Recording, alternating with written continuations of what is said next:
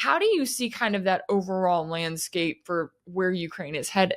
Russia has been in the same position, doing incremental advances along this front line and increasingly overwhelming Ukrainian defenses in terms of the amount of manpower, the amount of drone power, the amount of sustained attacks that Russia can put to bear against Ukraine that can take much less and less as each day goes on because they're losing skilled men. They're not able to mount any serious counter offenses anymore. It's really just about holding the line. Russia's just going to continue to grind forward as they have done for the last 3 years. That's been their strategy. How is the West believing that Ukraine's going to win? They really believe, at least I can speak from the British point of view, because I'm very familiar with what they have said at each juncture along this conversation, and at Chatham House and at RUSI and all these think tanks. They believe that they are going to supply the technological solutions, advanced weapons that will be able to break the back of the Russian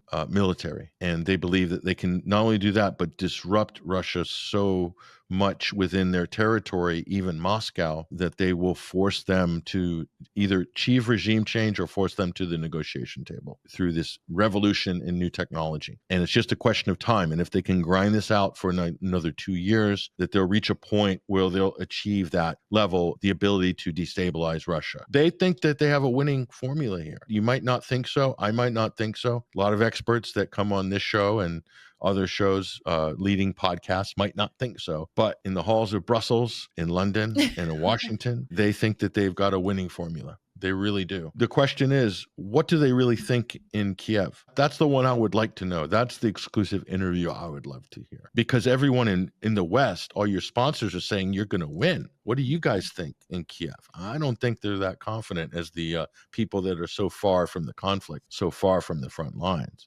Russia is very quietly confident. I don't see any shakiness or wavering from their president or any of their sort of foreign ministers or military spokespeople. They seem very confident. The last thing I'll say is the people in the West don't understand is that when you're talking about Ukraine, all that southern arc from Odessa right the way around Crimea, all the way up to Kharkiv, Russians see that as Russia. And they see those people as Russian people. Even Kiev, they view that as Russia. Russia's like, we're going to get Odessa. It might take 5 or 10 years, but we're going to get Odessa back. A series of events have set into motion from Maidan, and that this series of events is irreversible. They have a long-term vision and a plan. What is the Western long-term vision or plan? The only thing I can see is like their plan is World War III.